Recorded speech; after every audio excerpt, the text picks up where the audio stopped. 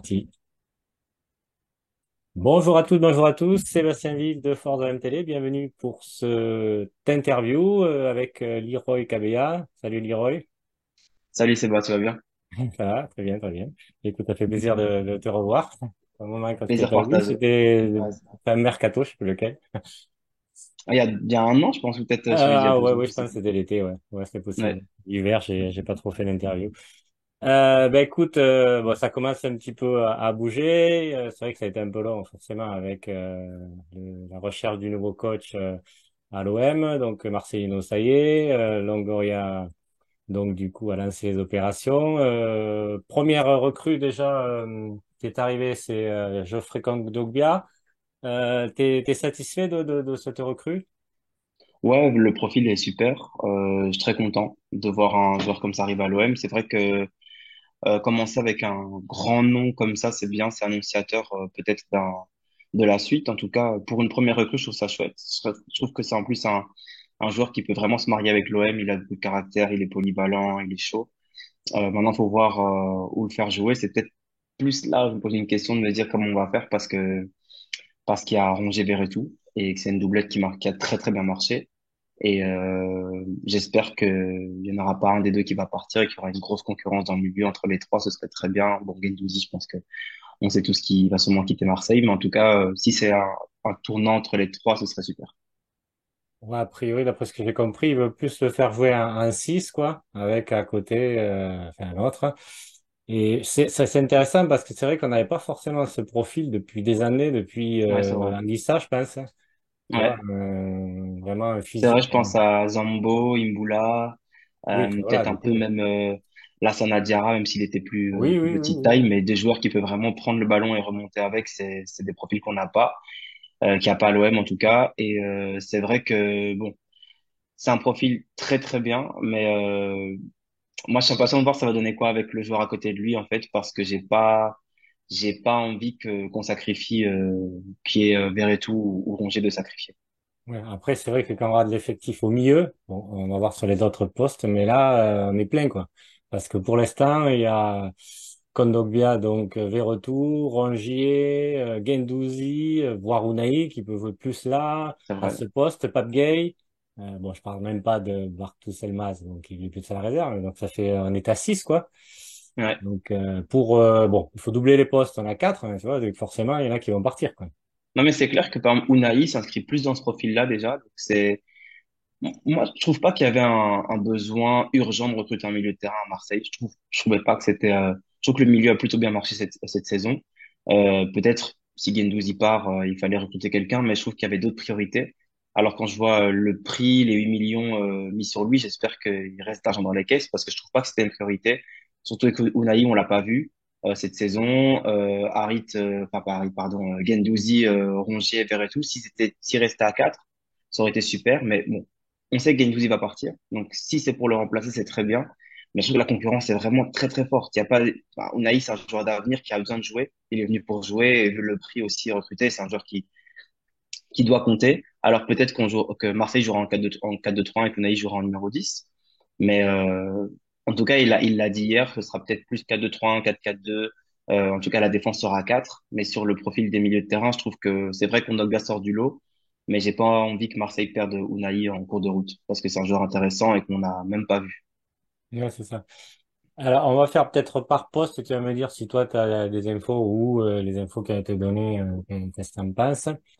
Bon, gardien, je n'ai pas l'impression qu'on ait beaucoup de pistes pour l'instant. Gardien un bis ou numéro 2. A priori, Non, pas il n'y a rien grand-chose. qui a fuité à ce niveau-là, c'est clair. Bon, Ruben Blanco va partir, mais qui va le remplacer?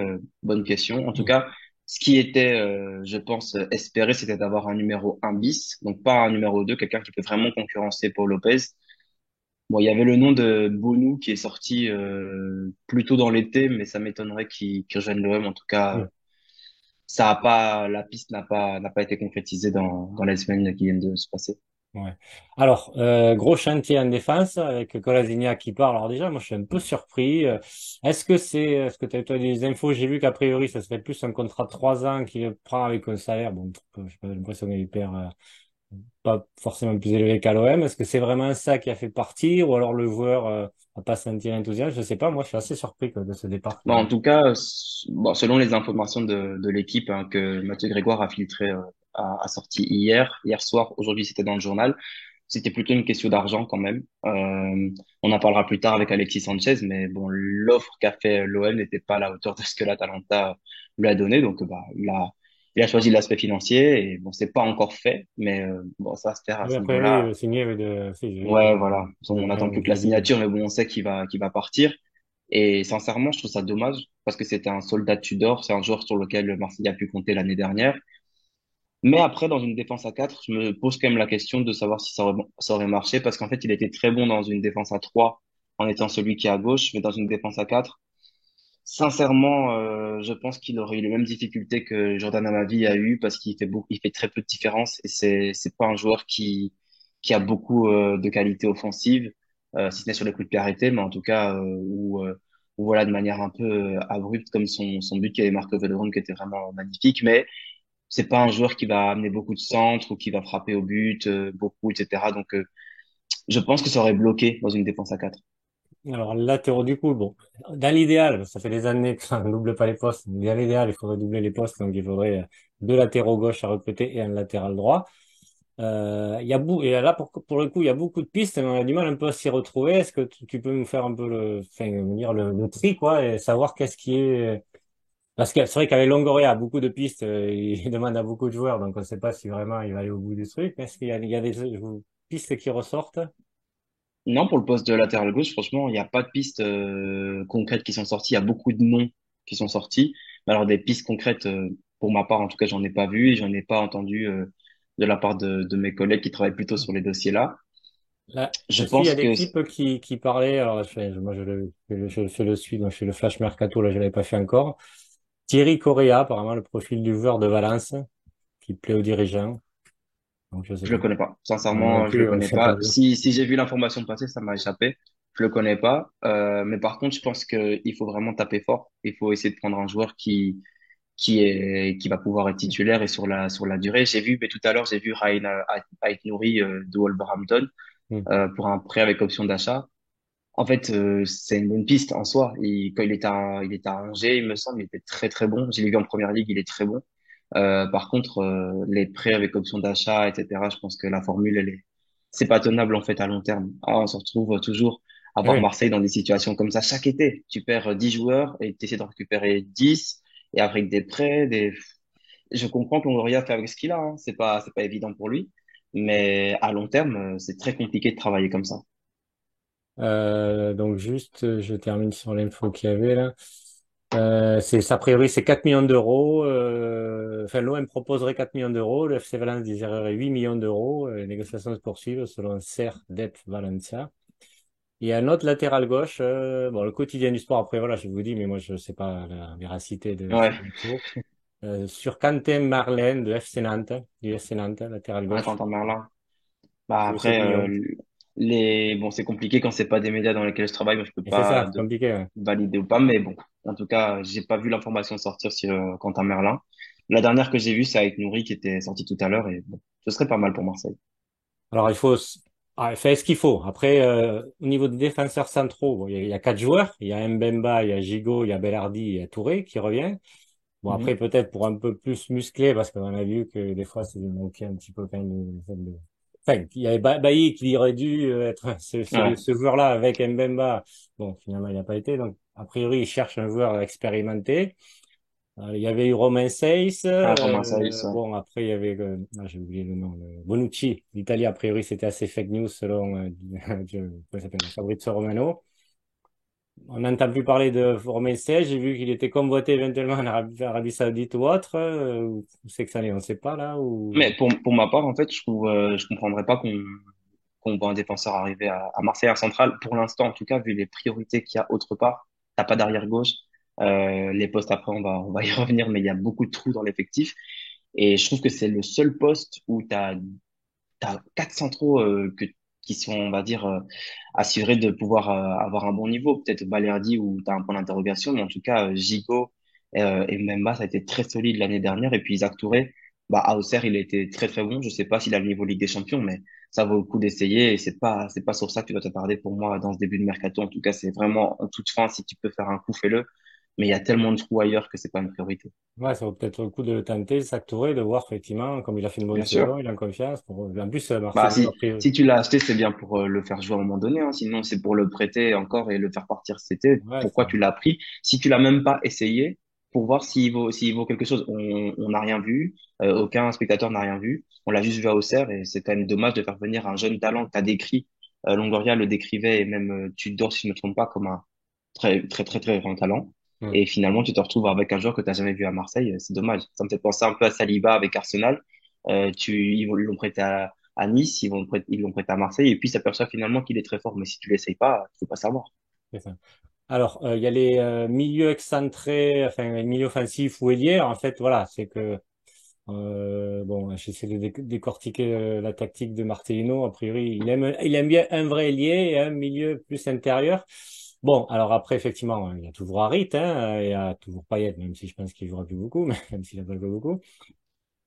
Bon, l'équipe avait sorti Kounaïf. Éventuellement, on pouvait aller sur ce côté, même si c'est pas Ouais, quand il peut. même un Ouais. ailier. Avec le Mais, Maroc, il a joué ouais, à ce voilà. poste-là aussi. Bon, Malinowski, bon, lui, par contre, on sait pas trop le mettre. Donc, a priori, il y aura au moins un joueur à recruter sur les ailes, puisqu'on n'a plus d'ailier. On les a tous vendus, à part Conrad qui revient. Mais bon, mais c'est pour repartir. Donc, Avec Conrad, déjà, personne ne sait où il est. On si, discutait il est avec, revenu là. Et d'ailleurs, Ribalta, à la conférence de presse hier, pour le coup, oui, il a été enfin, cash. quand je veux dire où il est, je veux dire où il a été toute cette fin de saison, parce Ah oui, oui, oui, oui, Boukamba Kambu, il oui, c'est vrai. était C'est vrai, ouais. porte disparu, et puis Bakambu lui-même a dit on ne sait pas où il est. Ah oui, c'est bizarre Enfin, ça. et sa fin de saison, elle est très compliquée. Donc, dans quel état? Bonne question. Après, avant de parler juste des ailiers, mention pour le latéral droit. Je sais pas du tout. Ah pardon, oui, j'ai oublié ça. Il y a aussi Jonathan Klaus, il a fait toute la saison arrière droit, arrière gauche. À un moment donné, je sais pas, je comprends pas trop aussi. Caboret, le montant pour l'offre d'achat, c'était trop élevé. Je pense que c'était une vingtaine de millions Ouais, le d'euros. million. C'était beaucoup trop élevé. Mais là encore, il y a un trou. Donc ça fait déjà, on a fait juste gardien arrière gauche, arrière droit. Il y a plusieurs trous. Et là, on se retrouve pour les ailiers. Dimitri Payet, pour moi, n'est pas capable d'être un ailier. Je pense que Marcelino va aussi parfois jouer en 4-2-3-1 et on verra Dimitri Payet, je pense, dans ce rôle-là s'il compte sur lui. Mais sur un côté, ça me semble très, très compliqué, Ouais. Dimitri, aujourd'hui. Après, bah, il y a Senghis qui a fait une très, très bonne saison, Senghis Junior. Donc, je pense qu'à droite, c'est lui qui forcément tient la corde. Après, sur le côté gauche, je pense Malinowski. Bah, c'est dommage. En fait, pour moi, Malinowski, c'est devenu un peu un boulet dans le sens où Et ouais, c'est un ouais. joueur que tu t'es mis une option d'achat obligatoire. Mais pourquoi?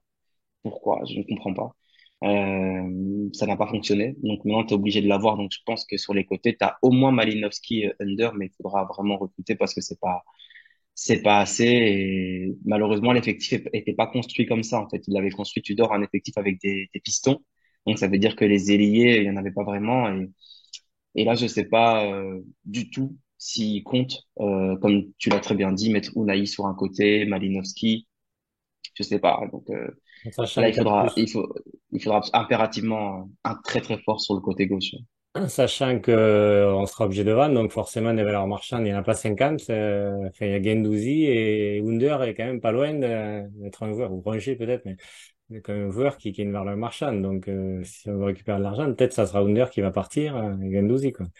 Moi, Donc je pense que ce sera plus Guendouzi. Under, je ne vois pas partir. ouais. Bah après, avec Longoria, tout peut Oui, arriver. oui, tout Hein. est possible. Tout est possible. Mais quand même, si tu veux garder au moins une ossature, tu es obligé de garder Under après la saison qu'il te fait. Il est vraiment à l'aise. C'est sa première saison, il a vraiment confirmé. Donc, j'espère que Marseille va le garder. Et après, de toute façon, dans les valeurs marchandes, t'as que Guendouzi en fait. Donc, parce que même derrière, Oui, ça vaut, ça vaut pas cher, ça va hein. être compliqué. La seule manière de conserver de l'argent, c'est de laisser partir Alexis Sanchez, on en parlera, mais si tu vas te créer une grosse passe salariale où tu peux prendre quelqu'un qui peut prendre un gros salaire. Alors, est-ce que tu as des infos sur éventuellement un autre ailier? Non, mais il y a rien il y a vraiment rien Il n'y a qu'à que péter. Hein. Je Saint-Maximin. pense Alors là, que voilà, c'est pareil, 90 j'ai millions, je sais vu pas ce que ça vaut. Saint-Maximin, mais Saint-Maximin, Saint-Maximin, ça me paraît Il va très jouer la cher, Ligue des quoi, pour le coup. Champions. Il va Ouais, jouer la Ligue des Champions avec Newcastle. Qu'est-ce qu'il va venir faire à Marseille? Enfin, je sais pas, hein. Ça se trouve, c'est ouais. possible, mais En fait, l'origine de l'information, c'était un média anglais. Si je me trompe pas, c'était qui la source de l'information? Là, j'ai vu Parce que j'ai 90 minutes. pas, Est-ce que c'est eux qui le ouais. reprennent? Je sais pas. Bon, en tout cas, je le vois pas partir forcément sa Maxima. Après, on a beaucoup parlé de Wilfried Zaha aussi pendant combien de semaines? 3 mois, pour au final se rendre compte qu'il y avait rien. Longoria travaille beaucoup dans la discrétion. Je pense à part Alexis Sanchez où ça s'était su vraiment, vraiment, vraiment de Oui. manière forte avant. Il a beaucoup travaillé dans la discrétion. Je me souviens quand Mbemba est arrivé, sortait un peu de nulle part. Eric Bailly, pareil. Et j'aime bien sa manière de travailler parce que au moins les informations ne peuvent pas être démenties. Et s'il y a un regret, il y aura pas de regret. Tu peux pas dire ah bah on voulait lui, on l'a pas eu parce Hmm. qu'on n'est pas au courant. Donc moi je préfère qu'il travaille dans la discrétion, que personne ne soit au courant et que juste les signatures se fassent ou pas. On va faire. Si, il y avait que Mofi. Apparemment, il était quand même bien dessus et que lui voulait pas. Ouais, bah ouais, ouais, ben franchement, pour faire une parenthèse là-dessus, c'est un énorme regret quand même, hein, parce que bon, pour lui, je pense qu'il doit être super déçu d'avoir signé à Nice parce que c'est une catastrophe et leur projet il a changé, ils veulent plus du tout finir en haut du tableau. Et pour Marseille, quand tu vois l'arrivée de Vitinha, tu te dis mais franchement, je sais pas, il fallait convaincre Mofi ou prendre quelqu'un d'autre, hein, parce que le transfert de Vitinha c'est une cata. Après bon, je le juge pas. Après, ça fait que 6 mois mais je sais pas, ça donne pas envie d'y croire, quoi. Ouais, mais Mofi, on savait qu'il était prêt, qu'il marquait beaucoup en Ligue 1. Donc, c'est vrai que c'était bon. Bref, on va pas refaire Ouais, ça aurait été le mariage parfait, mais c'est pas grave. Donc voilà, donc c'est vrai que ouais, après le problème c'est qu'on va avoir là donc on est aux joueurs offensifs, on va passer aux attaquants là. Forcément c'est des tarifs très élevés quoi, donc il va falloir sortir le chéquier bon, évidemment après avec option d'achat, mais bon. Donc là bon, on va parler quand même de bon, Alexis Sanchez. Bon, la tendance, l'équipe, c'est hier, je crois qu'elle avait dit que la tendance serait un départ d'Alexis Sanchez. Discussion continue, mais bon, j'ai l'impression qu'elle continue depuis un an, quoi.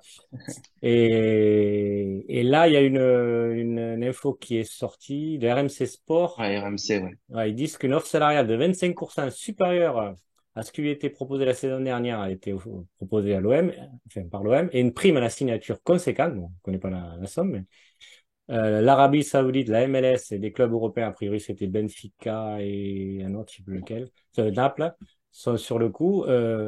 Si c'est vraiment ça, mais j'ai du mal à comprendre. Enfin, si, évidemment, l'argent, on comprend toujours, quoi. Mais qu'est-ce qu'il attend, Alexis Sanchez? Il attend, ou alors il attend vraiment que Benfica et Naples, ce soit une vraie offre pour partir, parce que l'Arabie Saoudite, il serait sûrement parti déjà. Je sais pas. Ouais, il aurait été. En fait, moi, je pense que si ça avait été un problème que d'argent, il aurait été en Arabie Saoudite directement parce qu'ils sont intéressés depuis quelques semaines maintenant. Les offres de Naples et celles que tu as citées, moi, j'ai pas vu ça de manière officielle, enfin, de médias. RMC, ils sortent que Naples est intéressé parce que moi, j'ai lu l'article tout à l'heure, j'ai pas lu ça. Mais Là, ils mettent pas le ouais, nom. c'est ça. Ils mettent qu'il y a les Ils clubs mettent pas le nom, ils européens. mettent des clubs européens. Donc, peut-être que les clubs européens sont pas à sa hauteur et qu'il n'a pas forcément envie de les rejoindre. Après, moi, je trouve il faut pas trop s'acharner sur ce dossier-là du côté de Longoria. Je trouve ça bien si Alexis Sanchez signe et reste à Marseille une saison de plus, mais c'est pas non plus, faut arrêter. C'est une perte de temps si tu continues à t'accrocher à lui et qu'au final il va rejoindre un autre club. Tu vas perdre du temps sur les autres dossiers que tu pourrais faire maintenant, type, j'invente, hein, Balogun, que tu pourrais très bien le récupérer, Hmm. peut-être avec un prêt avec option d'achat et qui pourrait satisfaire tout le monde, ou je sais pas, d'autres attaquants qui pourraient évoluer en pointe. J'ai vu Ben Yedder, c'est très intéressant. Personnellement, je trouve que Sanchez, c'est un très très bon joueur. Il a fait une super saison, mais que s'il a pas envie, faut le laisser tranquille et faut pas mettre des salaires. Il y a déjà Verretou qui a le plus gros salaire du club. Tu as mis un énorme salaire à Kondogbia, tu vas encore mettre un salaire supérieur à Alexis Sanchez. Je trouve que c'est un peu, ça me fait penser un peu à la période où Payet avait un énorme salaire, Mandanda avait un énorme salaire, Hmm. Thauvin avait un énorme salaire. C'est compliqué d'avoir un vestiaire avec composé que de gros salaires comme ça. Et en plus, les contrats sont parfois, entre guillemets, longs. Et tu peux te mettre dans un fossé avec un joueur comme ça, même si je sais qu'il va se donner à fond, je doute pas de lui.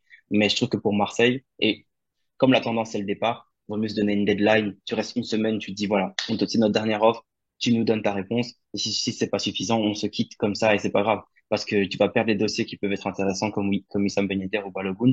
Ça peut être vraiment embêtant, je pense, pour Marseille qui a plus le temps. Le match de Ligue des Champions, il arrive dans un mois. Et c'est T'as dans pas un mois. d'attaquant, t'as pas d'équipe, tu vas jouer en 4-4-2, t'as qu'un seul attaquant. Ton effectif, il est rempli de trous et tu vas aller te frotter un dossier comme Sanchez pendant tout l'été. Non, je trouve que c'est pas comme ça. On termine juste sur Alexis Sanchez. On y reviendra après sur la conférence hier de Marcelino et Longoria, du coup. Et là, il y a Longoria. Alors, tu vas me dire ce que tu en penses. Bon, pour moi, c'est la même tendance que l'équipe, mais ce qu'il a dit, il y a des discussions. Bon, il le dit depuis pas combien de temps. Dans les Mhm. prochains jours, on analysera les profils nécessaires au système. Toutes nos décisions seront basées là-dessus. On respecte tout ce qu'Alexis a fait pour le club. Il faut analyser la complémentarité de l'effectif. Et moi, quand je lis ça, pour moi, c'est clair, il est passé à autre chose, non? Non, bon, c'est vrai que s'il avait voulu dire que c'était positif, il l'aurait dit de toute façon. Mais moi, je pense que les discussions continuent comme il l'a dit, mais il essaie de nous montrer aussi que bah Oui. ils vont pas. Si c'est non, c'est non. Je pense que si. En fait, c'est ça que j'aime bien avec Longoria aussi, c'est que il est il est pas borné dans ce genre de dossier-là. Si ça marche pas, ça marche pas. Et il a été avec l'entraîneur, il a pris son temps. Il a pris, dans tous les dossiers, il prend son temps. Et dans ce dossier-là, il prend son temps. Et maintenant, il voit que la porte, elle se ferme tout doucement. Il va la fermer, il va aller sur autre chose. Il a d'autres chats à fouetter, il a d'autres choses à faire. Il va pas rester sur le dossier hyper longtemps. C'est vrai que c'est pas hyper optimiste comme discours, mais lui, il peut pas donner plus que ce qu'il peut. C'est normal, en fait. Moi, je trouve que son discours est bien. On fait des discussions, mais si ça marche pas, au revoir. Je sais plus lequel il avait fait l'an dernier, je crois. Oui. Je sais plus si c'était un joueur. Ouais, je crois que c'était un joueur où il avait tenu le même discours, hein, une discussion, on a beaucoup de Ouais. respect. Je sais plus lequel c'était, je me rappelle plus. Et qu'en fait, au final, oui, il y avait rien eu aussi, quoi. Donc, Mais je pense que même pour un joueur comme Steve Mandanda, qui a été une légende du club, lui, je pense que Mandanda, il aurait pu rester, il avait une offre encore entre ses mains, mm. même si je me rappelle bien Florian Thauvin, mais Oui, il avait baissé les grilles salariales parce qu'il a dit, si tu restes à ces conditions-là. oui, non, c'est Et je sûr, c'est trouve, intelligent, et je intelligent. trouve que c'est la manière de faire, en fait. C'est pas parce que tu t'appelles Alexis Sanchez qu'on va te donner tout ce qu'il faut. Il y a aussi l'âge. Et puis, il y a les finances de l'OM qui sont pour l'instant saines. Et c'est grâce à ce comportement-là de Longoria. Oui, parce que déjà, on est quand même un club qui paye très cher. Bon, déjà, les salaires sont très importants, même par rapport à l'Italie. Enfin, on est souvent même au-dessus. Donc, genre, ben, voilà, Strootman, on a eu du mal à le faire partir. Ah Donc, ouais. voilà. Ça, c'est enfin Donc, fini. C'est fini depuis quelques oui, semaines, là, depuis le 30 juin. quand Enfin, ça fait du ça a bien. duré très longtemps. C'est clair. Alors, du coup, ben, bon, voilà, on va faire dans l'optique que Alexis Sanchez part. Ben, comme il joue en 4-4-2 ou 4-2-3, mais bon, il a dit que très souvent, il jouait en 4-4-2. On va parler après en conférence de presse. Donc, du coup, si tu doubles les postes, il t'en faut quatre. Donc, il y a que Vitinha, quoi. Donc, il te faut Ouais, pas que trouver Vitinha. trois avant-centres. C'est déjà très compliqué souvent d'en trouver un, mais en trouver trois. Waouh! Qui c'est qu'on va. Et du coup, complémentaires avec des profils un peu différents. C'est chaud quand même. Moi, je pense qu'on peut s'attendre quand même à un gros nom qui arrive si Alexis Sanchez s'en va, type Ben Yedder. Je pense que ce serait super bien, je trouve, pour l'OM d'avoir un véritable neuf. Après, moi, je sais pas quel est le projet par rapport à Vitinha. Est-ce que ça va être lui l'attaquant numéro un et après il faut quelqu'un qui tourne autour ou alors lui il sera numéro 2. Mais ce sera difficile à entendre qu'un joueur qui a coûté 30 millions d'euros. J'aime pas parler d'argent, mais là, quand c'est le plus gros transfert de ton histoire, tu t'appelles l'OM, tu as dépensé 30 millions d'euros sur un garçon, à un moment donné, on veut voir ce que valent les 30 millions d'euros. Donc si c'est pour le mettre derrière un autre neuf comme Ben Yedder, c'est embêtant. Mais j'aimerais qu'un neuf comme Ben Yedder arrive et qu'un deuxième joueur très forts, comme par exemple Boulaïdia, bon, je vise très haut, hein, mais viennent, parce qu'en fait, le dossier d'attaquant, il dure depuis trop longtemps. T'as eu Milik, et j'ai du mal aussi à comprendre pourquoi c'était si Ouais, facile pour Longoria de le lâcher, j'allais t'en parce parler. que même si lui voulait partir, Ouais. mais à un moment donné, les gars, ils ont des contrats, ils les signent, et je veux pas garder un joueur contre sa volonté, mais il a fait plusieurs erreurs quand même, Longoria, sur le poste de numéro 9. Moi, je comprends pas jusqu'à aujourd'hui pourquoi il a fait partir Cédric Bakambu pour faire venir Luis Suarez. Bakambu qui avait fait une saison plutôt correcte, il a fait que 6 mois à l'OM, il l'a viré après 6 mois. Quand tu écoutes Bakambu, comment il a été traité à la fin, mais c'est une catastrophe. Et Luis Suarez arrive, tu le revois après 6 mois, mais la gestion de ce poste-là, elle a été catastrophique. Et donc, on se retrouve dans une situation où Marseille a besoin de quatre attaquants, t'en as qu'un seul. Et le seul là, il est en tout cas, il n'a pas Pour eu. l'instant, c'est pas top, on n'est pas Pour sûr l'instant, c'est sûr. pas terrible. Donc, c'est catastrophique. C'est vraiment une catastrophe. Et je suis désolé, mais on est à un mois du premier match qui est certainement le plus important. En tout cas, il va être Il y en très aura deux, important. mais. Il y en aura deux, en espérant que Marseille passe le premier match là, parce qu'on pourrait se dire oui, ça va être des matchs faciles, mais on les a vus, hein, les Niçois galérer en Ligue Europa, conférence contre des équipes où tu te dis, ben non, Nice, ils ont Gaëtan Laborde, ils ont Kefren Turam, on va perdre contre eux, ben si, ils ont perdu. Donc, ça veut plus rien dire aujourd'hui. d'avoir une équipe avec des noms ou pas. On l'a vu de la France Espoir, ils ont perdu contre l'Ukraine. Les noms qu'il y avait dans l'équipe de la France Espoir, mais franchement, sur papier, c'est les gagnants, donnez-leur le titre directement. Mais c'est pour dire que les équipes françaises aujourd'hui n'ont pas de marge par rapport à Ouais. ces équipes-là. Et surtout avec un effectif comme tu as, avec un nouvel entraîneur, moi je trouve ça plutôt inquiétant d'être dans cette situation à un mois du premier match de l'OM.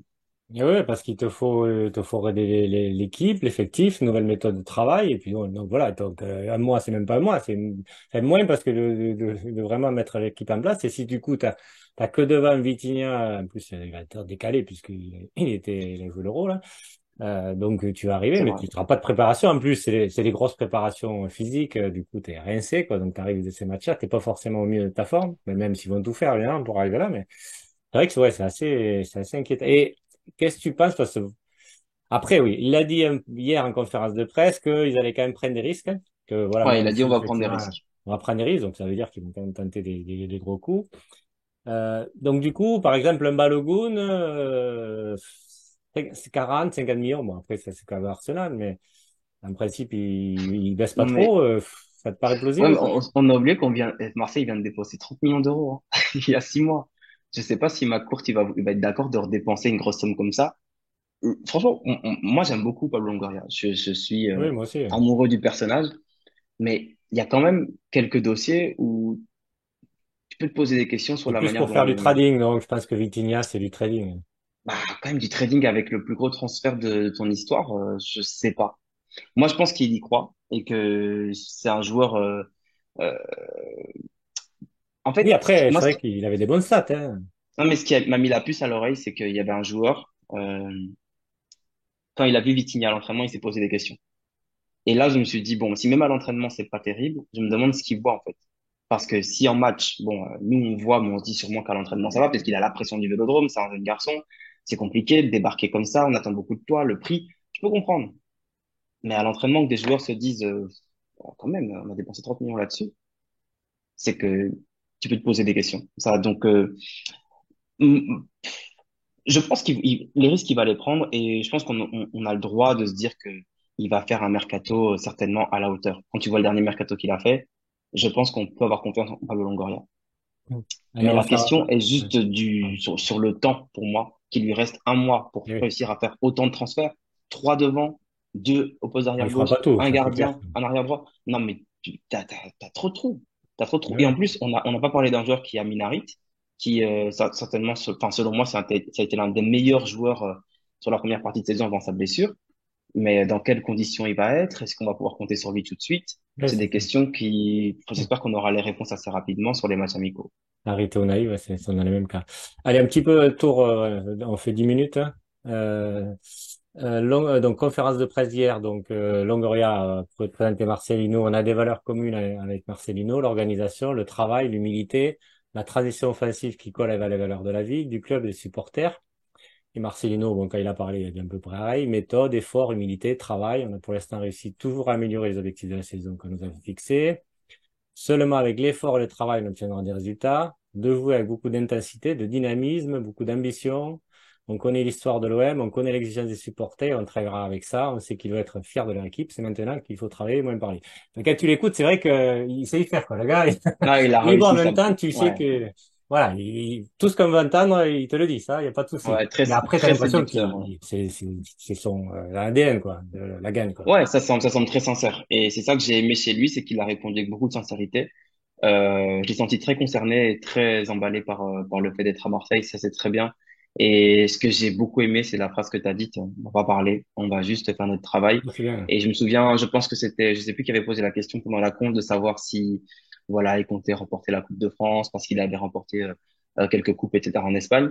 Et il a directement dit, il a dit, moi, je suis là pour gagner chaque match. Je suis pas là pour gagner, pour dire je vais gagner ci, je vais gagner ça. On est là pour gagner chaque match. Et j'aime cette ambition-là, de voir ça. Chez un coach de l'OM, c'est comme ça. Il y a d'autres entraîneurs qui avaient d'autres discours ou qui nous montraient que, voilà, un match contre le PSG, c'était pas forcément un grand match.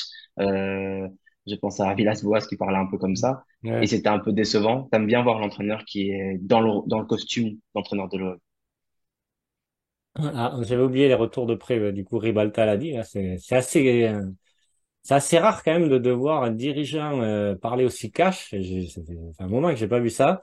Donc on l'interroge sur les joueurs qui reviennent de près. Je pense plus que c'est qui a posé la question.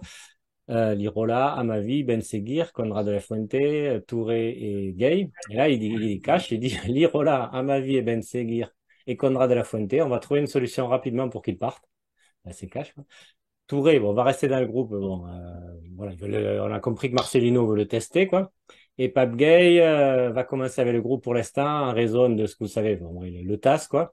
Et Ouais, qu'il y a un an de contrat, oui. De toute façon, on a compris, tant qu'il n'y a pas la décision du TAS, qui d'ailleurs tarde, parce qu'on nous avait dit lundi, mais finalement, c'est toujours pas.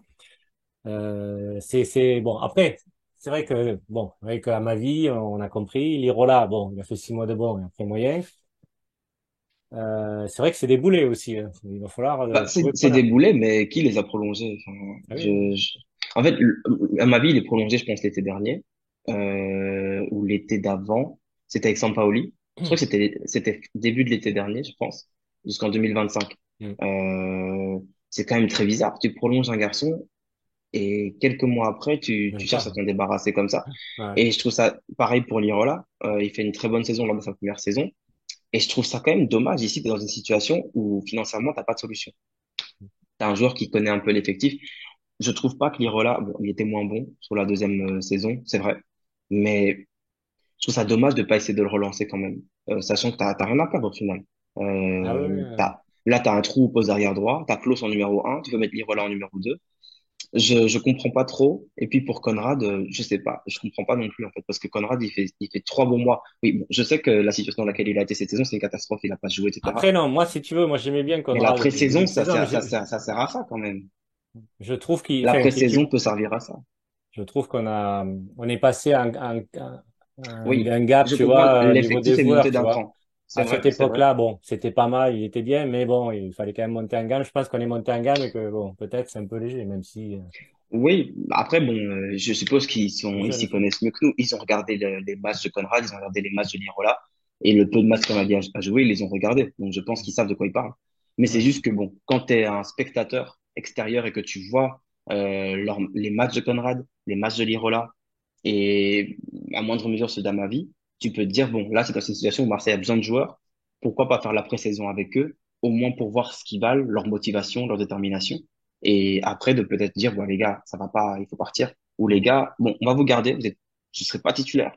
Mais vous avez votre place dans l'effectif et on verra ce que ça peut donner. Surtout pour un garçon comme Lirola, même si j'ai vu comme tout le monde les photos où il était en festival cet été et tout ça, bon, mais je pense qu'il y a moyen de recadrer des joueurs aussi comme ça, même si je sais que j'ai entendu aussi des échos qu'à Marseille, c'était compliqué au niveau de tout ce qui était fête, etc., de la vie nocturne Jonathan Klaus, apparemment, lui, il fait bien la fête avec les gars de la Et tant que les télé-réalité. joueurs sont performants, c'est pas très important, Ouais, je mais trouve. ça, le problème, que Jonathan Klaus, c'est une période où C'est c'était vrai, pas ça a terrible. tangué un petit peu.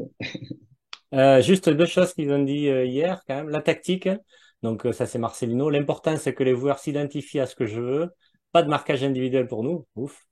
On va jouer 90% des matchs avec quatre défenseurs qui défendront en zone, du pressing et du contre-pressing, parce qu'on lui avait posé la question, oui, je suis pour. On veut des profils qui prennent la profondeur en attaque. Donc ça ouais, moi c'est vraiment un peu le jeu que je veux. C'est intéressant quoi. En fait, ce qui est curieux, c'est quand il dit prendre la profondeur en attaque. C'est très curieux parce que t'as aucun genre de profil là. T'en as aucun. Genre, Oui, pour le coup. t'as pas d'ailier comme dans ce style-là et t'as pas d'attaquant comme ça. Donc ça veut dire que le type d'attaquant qui va être recherché par Marcelino, ils sont pas dans l'effectif et qu'il faudra recruter beaucoup de joueurs de ce profil-là. Et même Sanchez, c'est pas un joueur de profondeur. Non, pas Donc du ça veut tout. dire qu'on peut Il est pas voir un peu rapide. le type de profil qui va être recherché par l'OM. Ça va être des joueurs du type Boulaïdia, Balogun, des joueurs qui peuvent vraiment prendre la profondeur et avoir un ratio de but assez élevé. Nicolas Pepe, mais bon, il a peut-être plus le niveau fait, je sais pas.